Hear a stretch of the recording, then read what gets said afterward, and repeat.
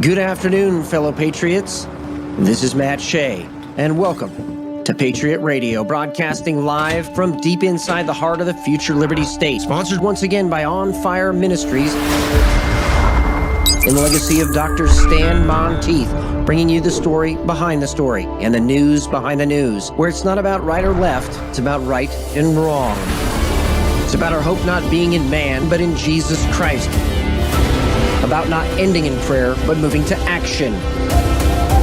Your kingdom come, your will be done, on earth as it is in heaven. Father, deliver us from the evil one. Welcome to Patriot Radio. Good afternoon, fellow patriots. This is Matt Shea, and today on Patriot Radio, China. Are they the ones that are really fomenting a war with Cambodia and Taiwan? The war continues. And in the Middle East, Islamic Jihad says they've handed over the last hostage. Here at home, some huge victories on the health front. And will Mexico actually turn over water that it owes the United States? Here at Patriot Radio, we want you to have all the information that you need for you and your family to be prepared for the times that are ahead and the times that are already upon us. But no fear, we were made for this. So follow us on patriotradio.us/Telegram so you are in the know. Real-time intelligence analysis and breaking news, aggregating across hundreds of platforms, and having the news before most people even get it on their TV. Now, we also are about prayer, and in this time, as it looks like we may go to war against Venezuela, and there's some other things that are happening, like an economic downturn. patriotradio.us/prayer. We would love to pray with you, walk with you through this, and maybe you even are wondering if you should give your life to Jesus Christ and actually surrender to Him. patriotradio.us/salvation. And if you are considering that, it's something you can walk with us through, ask questions. But the main point and the most important point is that we are all living the destiny God has for us. And it starts with giving your life to the King of Kings and the Lord of Lords, Jesus Christ. And that brings us now to your wisdom from the Word. Staying in Isaiah chapter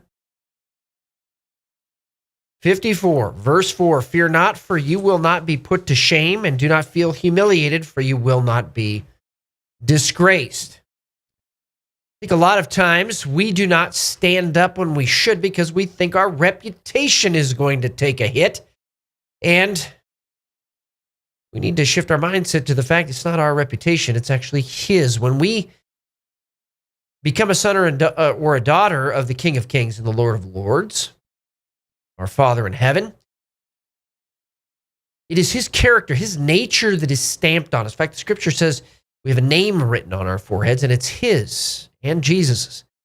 And so if that's the case, then why are we worried about our reputation sometimes? And why is that keeping us from doing the right thing? Is that the compromise that's actually been destroying America? And I've heard a lot of Christians use this. I will not harm my reputation. It's not yours. And that compromise has allowed corruption to come in. That compromise has allowed a shift in the political sphere toward the establishment. And if we're bringing moral clarity into this space, let's talk about a few things. First of all, I heard a pundit recently say that Russia was our real ally in World War II. Let's be morally clear on that. Joseph Stalin was not an ally of the United States of America, or Christians for that matter. He killed 20 plus billion people, or million people, 20 plus million people. Probably more than we actually even know. And in addition to that, he infiltrated 329 confirmed Soviet agents into the Roosevelt administration. We know this from the Venona transcripts, the broken Soviet cables. We know this from the Matroikin archives, the largest Soviet archives smuggled out of the former Soviet Union. We know this from defectors to the United States, like Stanislav Lunev and Anatoly Golitsyn. We also know it from those that turned from communism here in the United States, like Manning Johnson and Bella Dodd. And we also know that from people like Joseph McCarthy, who ended up being right because he had access to some of this information.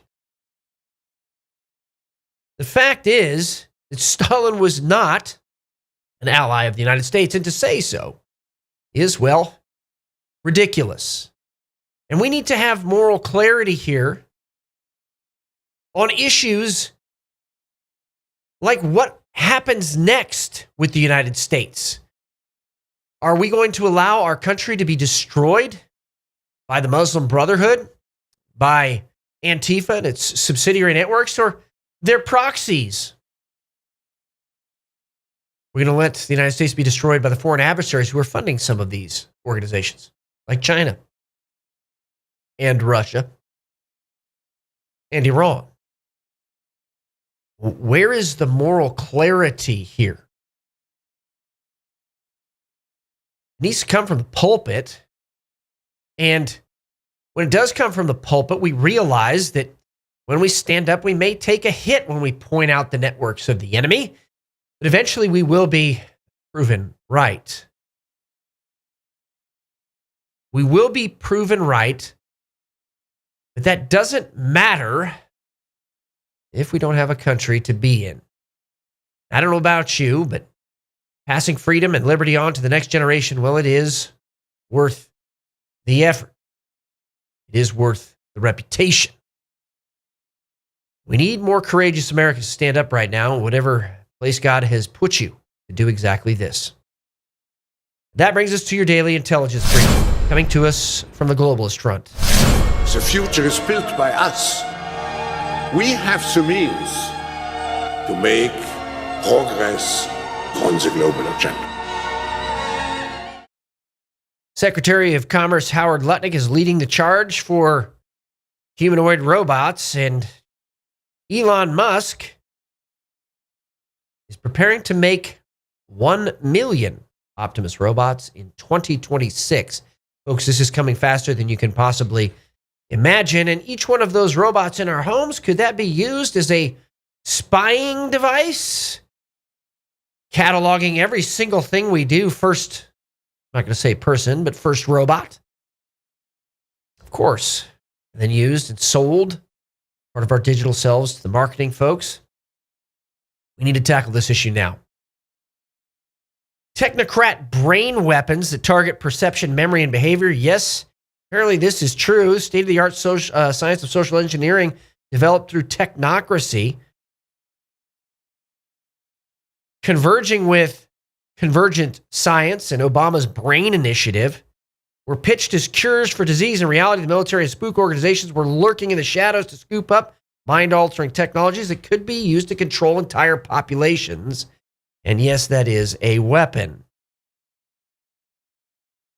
Big tech's AI debt will crash the economy. Yes, there's going to be a correction, and yes, there is an AI bubble. The arch technocrats in Washington are accelerating the destruction of America using whatever is left of our remaining wealth. Now, the counter to this is Elon Musk is saying that robots and AI are actually going to make us all wealthy. We're going to see very shortly a correction in the economy. What follows, though? That's the question. Alaska plots citizen-centric agentic AI for government services. A system that can act on behalf of a person is also capable of observing and predicting their decisions. Again, this is getting back to activity-based intelligence we talked on this show many times about. The idea of people knowing you more than you know yourself and trying to introduce stimulus to get you to behave a certain way. Once you get into the system, continuously operating AI agents will continue to collect every shred of information on you they can find and then process you for inclusion or exclusion from government services, even to anticipate and predict your choices, like pre-crime. No, thank you. We need to maintain our humanity here. God would not have us partner with false gods, idols. He would not have us partner with something that would destroy our humanity. We need to start having this conversation in the pulpit as well. Also, the climate cult's real goal, depopulation. Alex Newman reports from COP30 in Brazil, where elites cut down protected rainforest to build a private road for their climate summit and draft a carbon budget to ration human life. He exposes how the UN's pagan-tinged climate cult is merging with global finance, AI surveillance, and digital money schemes to enslave the world through carbon markets, censorship treaties. And part of this is Gaia worship. Again, one world religion, one world economy, and one world government. And they are moving ahead at a very fast pace.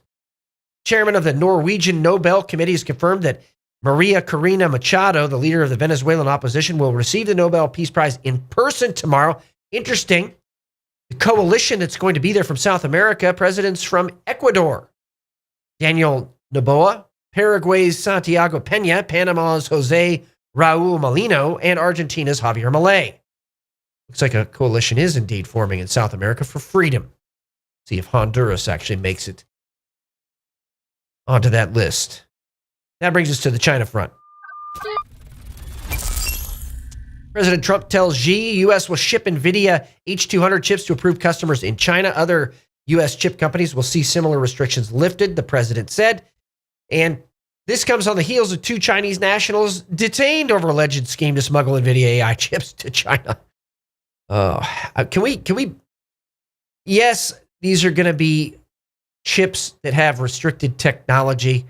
In other words, we're not going to be giving away certain technology to China. I get that. But at some point, when can we just say, hey, we're going to make these chips and we're going to cut China out because China's using this to prepare for an invasion of Taiwan? I think that's pretty obvious. Also, the Senate Caucus on International Narcotics Control was holding a hearing today on Chinese organized crime in Latin America. The Chinese organized crime essentially are the proxies that interface with the cartels in South America to attack the United States. Now, the attack by narcotics is China getting us back for the Opium Wars and the Boxer Rebellion, where Chinese were enslaved to opium, fentanyl, and the rest that's being used to demoralize or take the morals out of U.S. society. So, if you're trying to figure this out, if you're Gen Z, don't partner with China. Very simple. Also, Foreign Minister Wang Yi made the remarks to his German counterpart. Quote, China accuses Japan of military threat, end quote. Wang added that this year marks the 80th anniversary of the end of World War II and that Japan, as a defeated nation, should act with greater caution. Yet its current leader is trying to use the Taiwan issue, the very territory Japan colonized for half a century, while committing countless crimes against the Chinese people to stir up trouble and threaten China militarily. Now, it's interesting that he would say that because the crimes and the actual government of China at that time was the Chinese nationalists, not the communists. The Chinese nationalists who fled to, you guessed it, Taiwan. The hypocrisy there runs deep. 2 Chinese and 7 Russian military aircraft, including long-range bombers and fighter jets, entered South Korea's air defense identification zone at 10 a.m. this morning over the waters to the south and east of the Korean Peninsula while operating over the Sea of Japan. Again, this is a show of force, and they're continuing to do this, which means I don't think they're backing down on their timetable of invading Taiwan. The later timetable, not the sooner timetable. However, again, every fall and every spring, the likelihood increases because of the tides there, and the just geography of Taiwan makes it difficult to invade unless those tides are good. Japan warns of possible megaquake after powerful earthquake, raising fear of a 98-foot tsunami. This comes on the heels of a 7.0 plus earthquake. And we'll see, but if it happens over on that part of the Pacific Rim, is it going to happen over on our part of the Pacific Rim, like off the coast of Washington and Oregon? See if there is anything that happens in the couple weeks ahead toward the end of the year. Violent clashes are ongoing at several points along the Thai-Cambodian border. Violence has expanded to 6 provinces in northeastern Thailand and 5 provinces in Cambodia's north and northwest. In addition to that, there was visual confirmation of M113 armored personnel carriers and M901 tank destroyers with the Royal Thai Army headed southeast toward the border with Cambodia on Monday as troops continue to mass on the border. And this does not look like it has any signs of letting up. That said, the U.S. has called for immediate end of the Cambodia-Thailand clashes. And I suspect we're going to hear something from President Trump on this in the coming days. That brings us now to the Middle East front. The Islamic Jihad military wing says it's handed over the final hostage in custody last Wednesday, effectively signaling that Ron Gavivli is no longer held by the group. This is being disputed by the Israelis.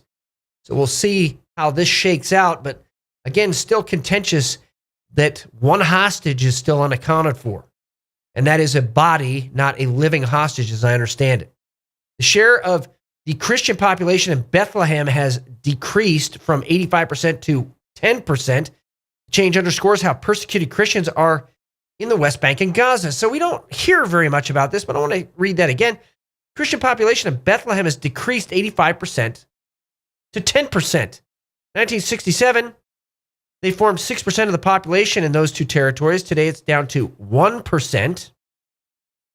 After the PA took control, that's the Palestinian Authority, in the 1990s, the exodus exploded, and today most Christians who can are leaving. Many reasons. Large number of sexual assaults. I wonder where we're hearing that happen. Europe? Christians having been particularly vulnerable, subjected to land seizures and extortion. Churches firebombed. Jizya demands. Those are the tax. But really it comes across as a special protection racket that your church will be protected if you pay the jizya. But this comes from Sharia law. It's just following Sharia law. Christmas celebrations being disrupted, etc. This is why Christians are leaving. How come no one's talking about that? In Iran, a female voice at a concert defied a 45-year ban as she began to sing out in Hamid Hami's live concert, who's an Iranian pop star. This woman suddenly began singing from the audience. Instead of correcting her, the singer abruptly ordered the crowd to remain silent and listen only to him, sparking a wave of controversy. He didn't embrace the moment. He stopped it. But this is a crack in the dam for the Iranian regime here, as women now are openly defying the mullahs. Also, the Nigerian Senate on Tuesday approved President Bola Tinubu's request to deploy Nigerian troops to Benin to help restore peace and defend democratic institutions threatened by an attempted military takeover in the neighboring West African country. So it'll be interesting to see how this, again, shakes out. This instability in Africa is being caused by foreign adversaries like, you guessed it, Russia and China and the Muslim Brotherhood. When we come back from the break, President Trump being very clear about changing alliances in Europe, and here on the home front, some huge victories regarding health freedom. What if I told you you could convert your 401k or your IRA into gold? While your retirement is being beat up by a volatile stock market and inflation, it could instead be resting safely in physical gold at a place of your own choosing, including your own business. Look, gold has increased 50% in just the last year. Stock market, it's been nothing but a roller coaster. So protect your retirement from market chaos by calling Verity Metals today. And we're back with the Russia front. Donald Trump has warned that the U.S. could rethink its alliances with many European countries if the ongoing demographic changes continue. Let's put that into real speak. If Europe continues to become more Islamic, of course the United States is going to have to rethink alliances because they're no longer really European. Now, following that, several unidentified military-style drones were spotted on 3 separate occasions last month over French military bases and a Space Force port. First drone sightings were on November 26th, with additional suspected sightings having occurred on November 28th and 30th. And Russia continues to probe Europe.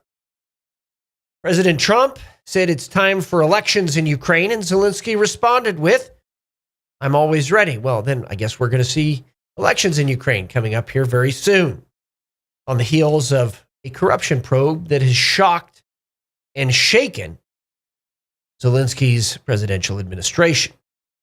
The EU agrees to exempt Poland from migrant relocation obligations starting in 2026. In other words, Polish Interior Minister said, "We achieved what we promised. No refugees and no compensation."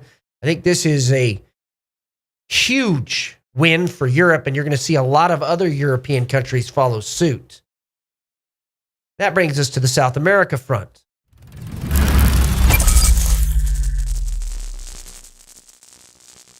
President Trump very clearly saying, quote, "Maduro's days are numbered," end quote.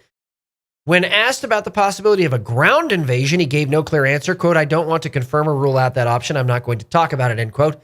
So military action against Venezuela in the offing, and very likely in the next 30 days. Honduras has issued an international arrest warrant for its former president, who was recently pardoned by President Trump, according to the New York Times, as at least Marxist forces in South America continue to try to exert some form of control. Mexico continues to violate our comprehensive water treaty. This violation is seriously hurting our beautiful Texas crops and livestock. Mexico has an obligation to fix this now. President Trump coming out with a very strong word toward Mexico, and this follows a meeting with Mexican President Sheinbaum, and Mexican President Sheinbaum responded by saying she is confident of reaching a deal with the U.S. on this water dispute. Somehow, I suspect this is bigger than water and will eventually include, drugs and cartels. That brings us to the national front. A federal judge has officially dismissed a lawsuit challenging a referendum petition that would have blocked Missouri's new congressional map for 2026. So that's going to move forward, which would obviously benefit Republicans. In addition to that, the restoration of one citizen, one vote continues. Indiana's Senate committee has passed out of committee their redistricting map, which would add a couple of seats for Republicans as well for the midterms. Again, a rebalancing. Now, some health freedom victories. First, the U.S. Supreme Court smacks down a lower court in a major win for Amish families who have been fighting New York's draconian school vaccine mandates. The Amish have won. I suspect this will become a precedent. We're going to talk about court precedents and judicial tyranny later today with our guest, Selwyn Duke. But this is going to really, I think, be the final nail in the coffin that the deep state was using. And I want to talk about why they used vaccine mandates. They used vaccine mandates to compile a list of non-compliance. As General Flynn pointed out earlier this week, in the Pretrial Services Agency, likely that was the housing of these non-compliance lists across all of government. So what this was doing is essentially compiling this list to put into databases and AI and social credit scores, and to do an ideological purge in the U.S. government. Well, they failed, and so is DEI. But the fact of the matter is, we need to be on the offense here to ensure this can never happen again. Kudos to the Amish. Also, victory, former CDC director calls for removal of mRNA vaccines for COVID-19, and it does look like RFK Jr. is listening. Robert Redfield has called for this. He led the CDC from 2018 to 2021. And while he was an avid proponent of vaccines in general, he hopes that the fallout from the emergency authorized mRNA vaccines will lead to a broader recognition that vaccine manufacturers must no longer be exempt from liability. That is a huge sea change. Also, the Navy Secretary John Phelan will be making an announcement today, and I understand it's going to be in regards to shipbuilding, which we really need to talk about. Block buys of ships and the standardization of design can get the United States back into the number one spot for shipbuilding. It's going to take a lot to do that. I think this is a great first step. Laura Logan points out that when people talk about the deep state, most imagine something vague. A federal whistleblower, Dr. Timothy Schindler, a colonel in the United States Marine Corps, says it's real, centralized, and run through the Council of the Inspectors General on Integrity and Efficiency. In other words, this tiny circle controls oversight of 2.3 million federal employees. Now you see how it works. The veneer of a fourth branch of government that is independent. Well, the Supreme Court is coming against that. In fact, 2 Supreme Court justices questioned the idea of this fourth branch of government, and it looks like the Supreme Court is signaling it's going to strike down that entire idea, allowing Trump to fire these so-called individual, untouchable agency heads. Also, Mike Lee pointed out that at the Supreme Court today in Trump v. Slaughter, which is a case that could overturn Humphrey's executor, would restore presidential authority over the executive branch, freeing it up from bureaucratic tyranny. This again is this fourth branch of government. And these justices said, wait a minute, there's no such thing as a fourth branch of government in the Constitution. And they are 150% right. Okay, now I talked earlier this year about trans terror. And I talked earlier this year about this weird connection between this horrible incident up in North Idaho where 2 firefighters were killed, and the connection between the shooter and bronies. In other words, guys who were into My Little Pony.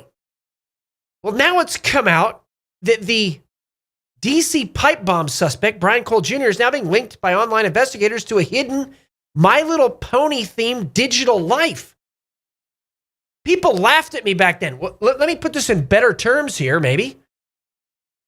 A satanic trans cult, underground cult, linked to murders and My Little Pony networks. I'm just reporting the facts here. And the facts are, it does look like there is some kind of underground network that needs to be investigated. And it's bigger than the 764 network, which most of you have heard about. That said, Dan Bongino yesterday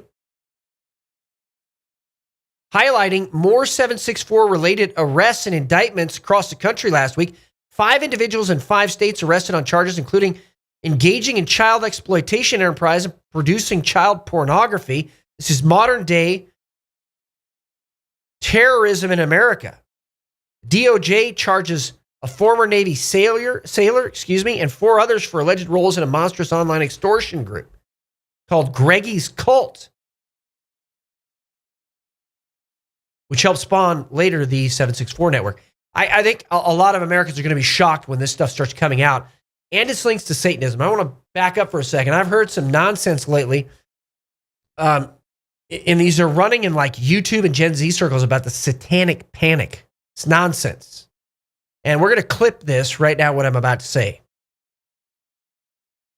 Evil exists, and most of us have seen actual evil.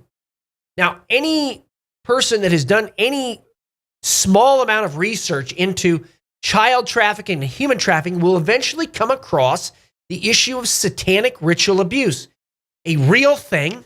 And most states actually had a part of their attorney general's office, and it was called a satanic crimes division that investigated these types of ritual abuse and other satanic crimes.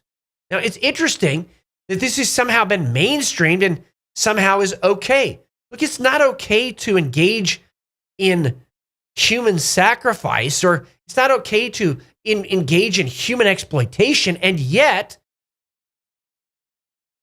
when you dive into what these cults are doing and believed, and also this is not just limited to kind of what we would traditionally think about regarding satanic cults, it's also linked to what the cartels do in El Salvador and Nayib Bukele have called this out, that they have satanic rituals that are part of their gangs, especially with Santeria, where they literally invoke being possessed by spirits.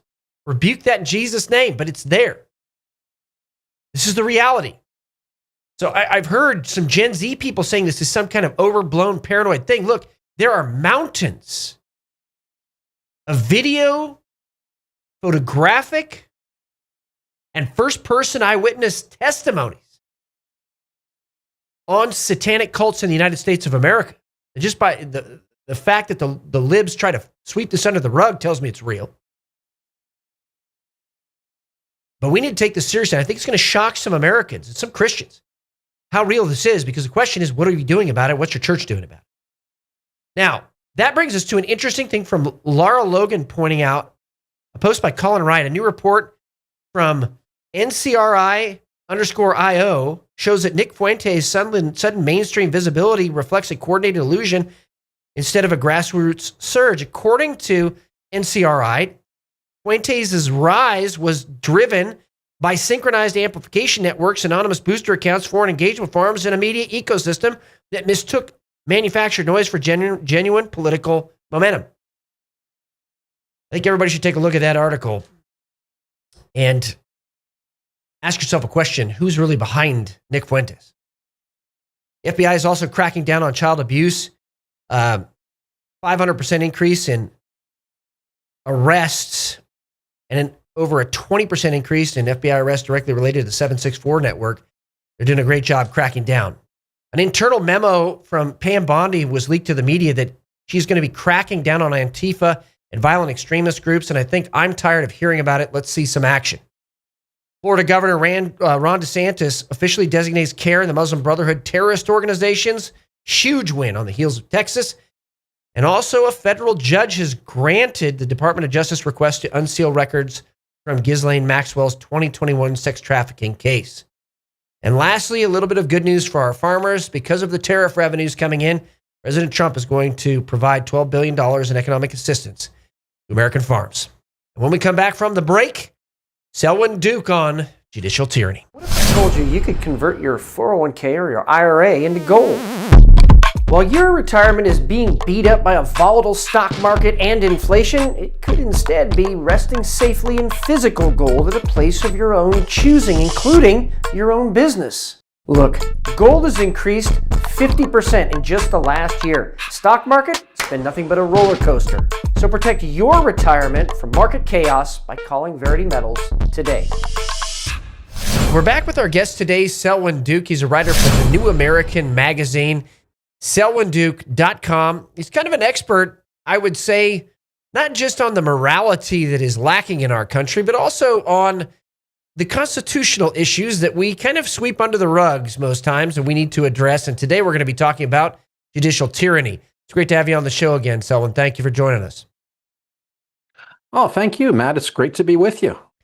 So we talk about what we call in the legislature, at least, black-robed philosopher kings. This idea that the judiciary, which originally was supposed to be the weakest branch, has now become, I guess, like the choke point for almost every issue in our society. And I don't think that was obviously ever intended. How are you approaching this, and what should we know about the history behind the formation of the judiciary and what it actually was supposed to look like today? Yeah, well, I'm approaching it with some frustration, Matt, and the reason why is that I see even good people on our side really don't understand what the role of the judiciary is supposed to be. The role of the judiciary is supposed to be to rule on individual cases based on the Constitution. Now, if a judge determines that a given law is unconstitutional, he does have a right to say in his own court, let's say you're being charged under that law, Matt, well, I believe this law is unconstitutional, therefore you go free. Okay, he can do that in his court, but The law is supposed to stay on the books. And what people have to understand here is that this whole idea of judicial supremacy is not in the Constitution. All the Constitution states is that the judicial power shall rest with one Supreme Court and whatever, I'm paraphrasing now, whatever other courts the Congress may create. These other courts were created by Congress. They can be eliminated by Congress. It does not say that judges have the right to rule on a law and strike it down and have its ruling pertain not just to its own branch, but the other two branches, the legislative and executive, as well. Now, where did this idea of judicial supremacy come from? Well, it basically was declared by the courts themselves, notably in the 1803 Marbury v. Madison decision. So let's just put this in perspective. The courts gave the courts their trump card power. That's like my saying, well, hey, Matt, now I'm king of America and you all have to obey me. How would that be? Well, how was it received by those founding fathers? Because that was still inside the founding generation. Yeah, well, Thomas Jefferson notably said, if this philosophy is correct, then indeed is our Constitution a felo de se, an act of suicide. And you have to remember, and I've studied this for a long time, and since so many people on our side operate with the supposition, Matt, that judicial supremacy is a reality, I sometimes start questioning myself. I say, okay, am I missing something? So years ago, I spoke to Alan Keyes on the phone about this. He's brilliant. He has a PhD in government. He agreed with our assessment. I've talked to other people about this. I even asked Grok Artificial Intelligence about it. I said, let me transition from natural intelligence, Alan Keyes, to artificial intelligence. And Grok said the same thing, that complete judicial supremacy is something that basically is a phenomenon of the 20th century. That's when it was really cemented. And why does it exist? Only because of the deference of the rest of us, the other two branches of government that say, we will abide by this, but it's nothing but a tradition and a very destructive one. And why? Well, I just read an estimate recently, Matt, that about 80% of district federal court rulings that have gone against Trump have been overturned by higher courts because they were so utterly ridiculous. Right. So we have these judges who would be kings who are trying to trump, forgive the pun, Trump's agenda. And there's method to their madness, too, because, you see, even if they are going to be overturned, they know they can stymie Trump's agenda and delay things and maybe run out the clock, because it takes a long time often for an issue to work its way through the judicial system. And in that way, hopefully, by the time, this is from their perspective, everything is worked out judicially, Trump will be out of office. And we see this happening with these district court judges, seemingly unaccountable. I mean, they're making up law, creating law to make some of these rulings. And I know a lot of people have become frustrated with it in the legal profession because you don't know what you're going to get when you walk into a courtroom anymore. You just have to argue the best you possibly can. Right. Right. Well, Thomas Jefferson put it very well when he was talking about how ridiculous it is that we're going to create this judicial oligarchy. He said, quote, judges are as honest as other men, not more so. They have with others the same passions for party, for power, and the privilege of their core. And you have to remember something. If you're going to talk about judicial review, which is legitimate, okay, Alexander Hamilton mentioned that in Federalist number 78. This is the closest thing you can find from founding sources where they talk about judicial power. But even he was simply saying that judges have the power within their own courtroom to declare whether or not a given law is constitutional. Now, that already is giving them a lot of power, because what are you saying? You're saying that if Congress makes a law, the judges don't necessarily have to abide by it. They can say, well, no, we think this is unconstitutional, but again, it still stands, and the executive can enforce that law on other people. Now, you might say, well, that's very messy. Well, representative government is supposed to be messy. You're supposed to have this tug of war among the branches of government. That's what maintains that balance of power. Right now, even though Hamilton said that the judiciary is supposed to be the least dangerous branch, now it actually is the most powerful. And we have this situation right now where the idea of precedent can't be overturned, even if it's seemingly bad and goes against the original intent of the Constitution. And I believe this is really fomenting a constitutional crisis. How are you viewing this? Well, we've already long been in a constitutional crisis for the very reason that you just articulated. And yes, precedent is ridiculous. And it's funny because this has been a problem for centuries. Jonathan Swift, the British satirist, satirized this in Gulliver's Travels. He was mocking lawyers. It's a wonderful passage. And basically what he said, I'm paraphrasing, is lawyers have this standard that says if something has been done before, it may be done again. And under this principle, all sorts of trespasses against common sense are justified. And that's basically the situation we have. As Clarence Thomas once put it, he said, when people start talking about precedent, when judges start doing that, it usually means they're out of arguments. And that's the truth. There's only one precedent that matters here, and that is the Constitution. Anything else that's said that's contrary to it has no force at all, or it should have no force, and it should be completely ignored. Precedent should go out the window as far as that goes. And if we are really going to have this conversation, we need to go back to the original intent of the founders. And just reading the original Constitution for Washington State, 1878, talks about a few things that are actually pretty profound. One of them is that all titles will be in allodium. In other words, every title for land in Washington State originally was intended never to have a lien against it, or what that would ban is property taxes in effect. And then also in regards to courts, that the decision of the court was applicable to the parties only. In other words, the judges could only rule, and that judgment was only binding on the parties to the case.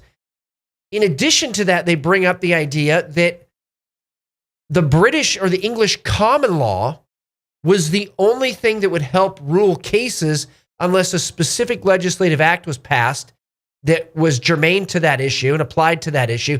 Then that would be interpreted for that issue and that issue alone. So we have some concepts here we need to get into. Let's first get into the idea that court decisions were actually only supposed to apply to the parties of the case. We're so far away from that. How did that skew? Yeah, well, we agree 100%. This harks back to the example I gave you earlier. I said, if you're charged under a law, the judge you're before can say, well, this law is unconstitutional, so you go free and you can't be charged again because the Constitution bans double jeopardy, but that law stays on the books. Now, that's important because understand this, okay? If you're an official, you take an oath to uphold the Constitution. That's true of the president. It's true of governors. Therefore, if I'm a president and a judge issues a ruling that I believe is unconstitutional, I not only have a right to ignore that ruling, I have an obligation to do so, because if I don't, I am violating my oath. I took an oath to uphold the Constitution. I did not take an oath to uphold judicial rulings. That's very important to understand. So each department of government, each branch has authority within its own branch. Again, that is how it's supposed to work. How did we get away from it? You ask that? Well, it's simply for this reason. Like I said, the deference of the other two branches, voters who unfortunately are not informed enough to elect politicians who are going to do their duty and stand against this judicial tyranny. And why do congressmen like this? They actually like it. The reason why, Matt, is because, and you were in politics, you have to know this well, this frees them from having to make difficult decisions that could redound upon them negatively at the ballot box, okay? So I'll give you an example. In 2015, when that Obergefell so-called same-sex marriage ruling came down, I remember John Kasich, then governor of Ohio, was practically quelling. He basically said, well, the judges have ruled. It's the law of the land. That's it. And he loved it. You know it because he could wash his hands of the whole thing. He no longer had to take a difficult stand on this divisive issue, which, of course, would lose him supporters on one side or the other. So the congressmen are complicit in this, the legislators, because, again, it frees them from that. And then we have this myth out there that you hear separation of powers. You hear separation of powers, but then there's this little thing added to it, and this is what it sounds like. But they're co-equal branches. I don't read that anywhere in the Constitution or any of the founding arguments. The branches of government were never supposed to be co-equal as I read it. How are you looking at this? Well, you're correct. I mean, again, we just talked about Alexander Hamilton in Federalist 78. He said the judiciary was the least dangerous branch because it doesn't have a police force. It doesn't have an army.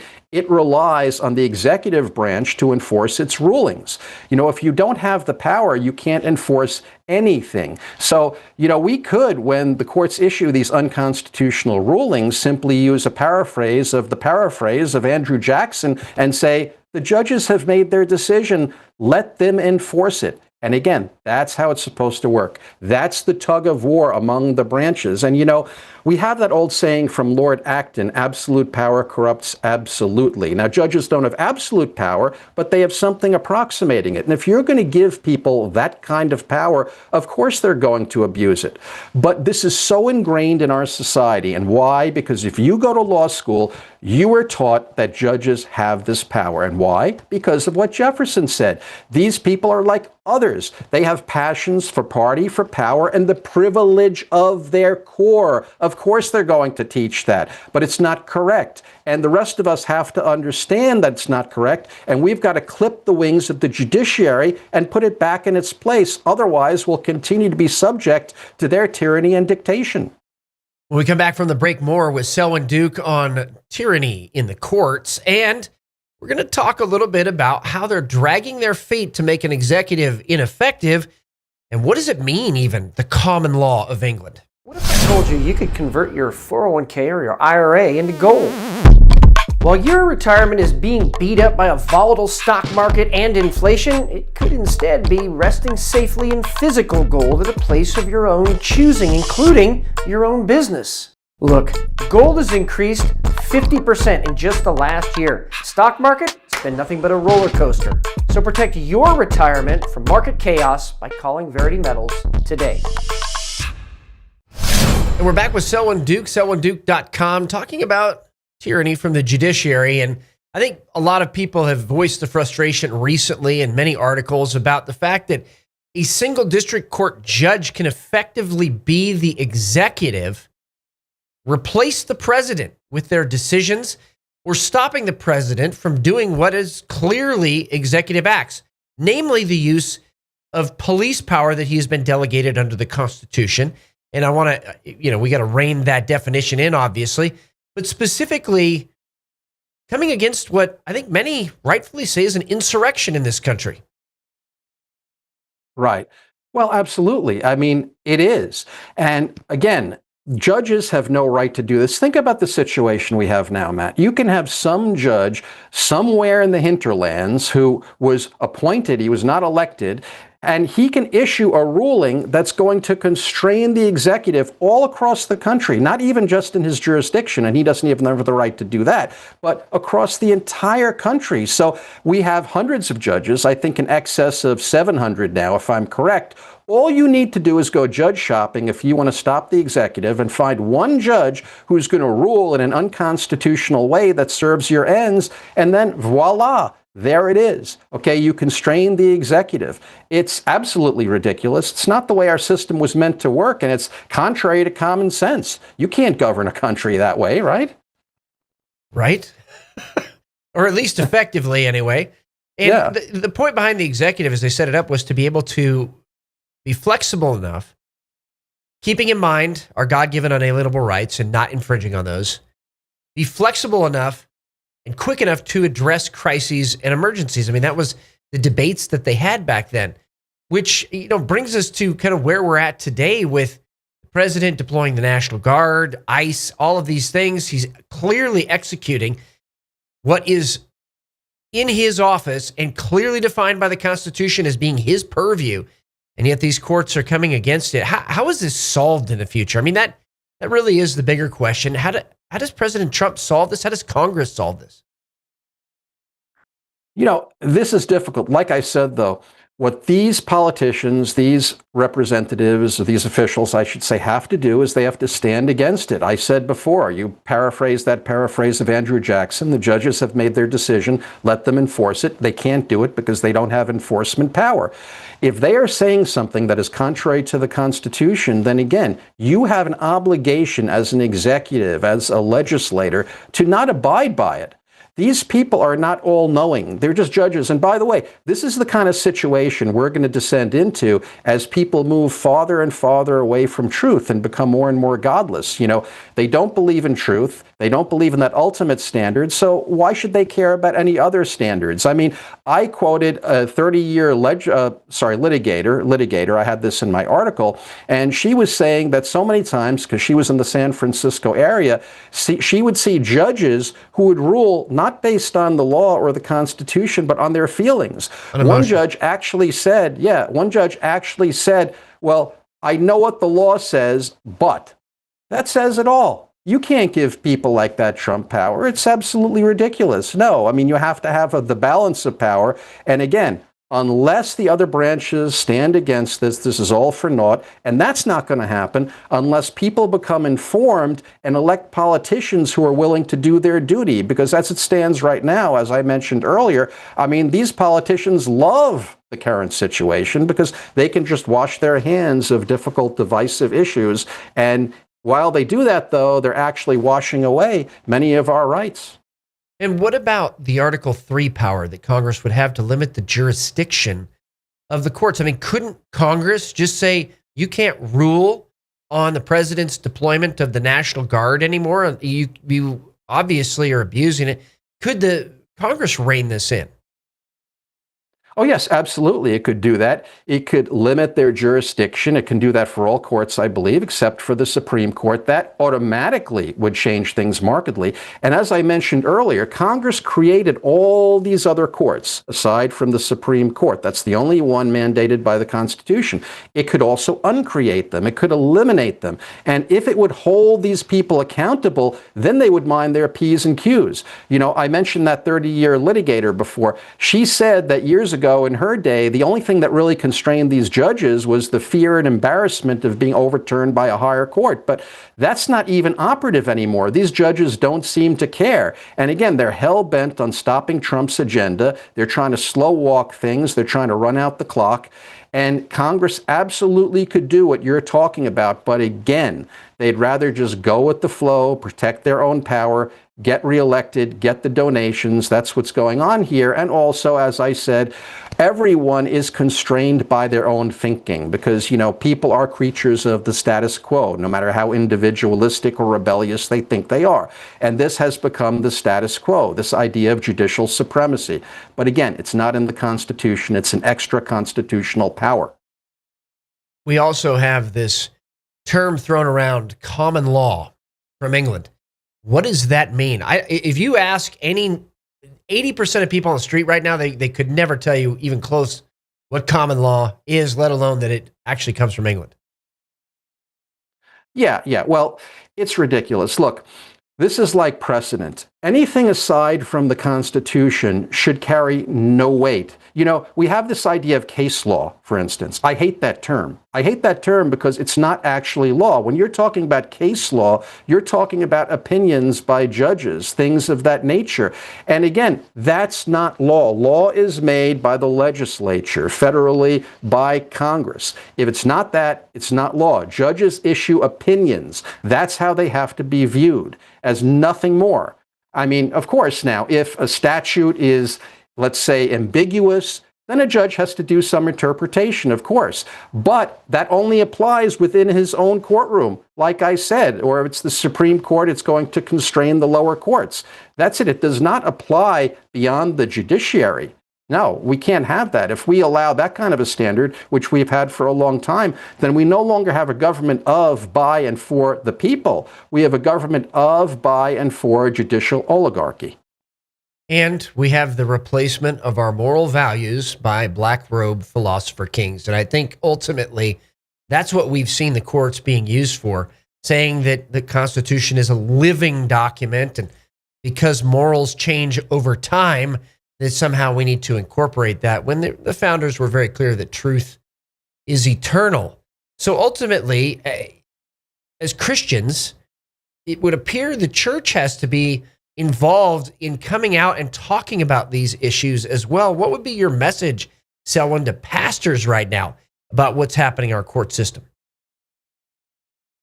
Okay, well, certainly what they need to emphasize with their congregations is that truth exists, because most Americans nowadays, and studies have shown this, are moral relativists. And I was touching on this earlier. If people think that even morality is relative, then why would they care about anything else? Why would they care about constitutional law?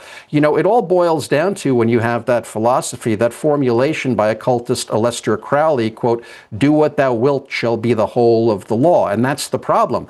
If we do not have honor, if we do not have virtue in these people, in the judges, in the representatives, then our system cannot work. If we don't have virtue in ourselves, there's not going to be virtue in them. And that's why John Adams, our second president, said in 1798, our Constitution was made only for a moral and religious people. It is wholly inadequate to the government of any other. So pastors should stress that. And, insofar as it's appropriate, they can talk about political matters too. Everyone thinks, well, the church shouldn't get political. Let me tell you, if we have time, the problem with that way of thinking, okay? Maybe that made a smidgen of sense ages ago when the government was small and far away. But the government is involved in most everything. Therefore, most everything is political. Therefore, the church cannot avoid getting political unless it's involved in nothing, okay? It doesn't matter if you're talking about marriage or prenatal infanticide, abortion, whatever it is, it's all political now. So yes, it's appropriate for the church to talk about political matters for that reason, and also because really morality, truth touches everything.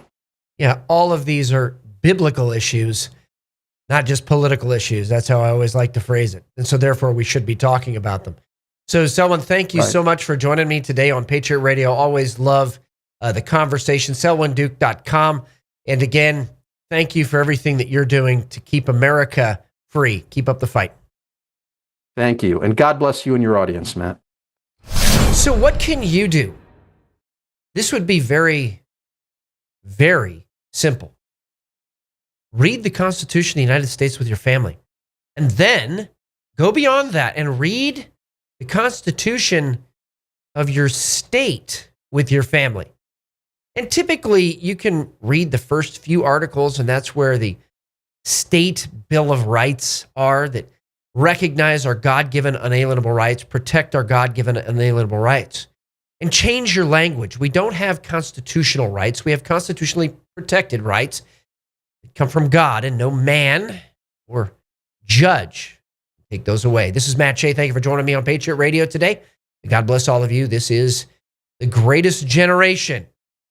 So get involved. Get in the fight. We need you. Your country needs you. It's not about just keeping up the fight. It's about getting in it. Talk with your family about how to do that tonight, too. Next time, keep up the fight.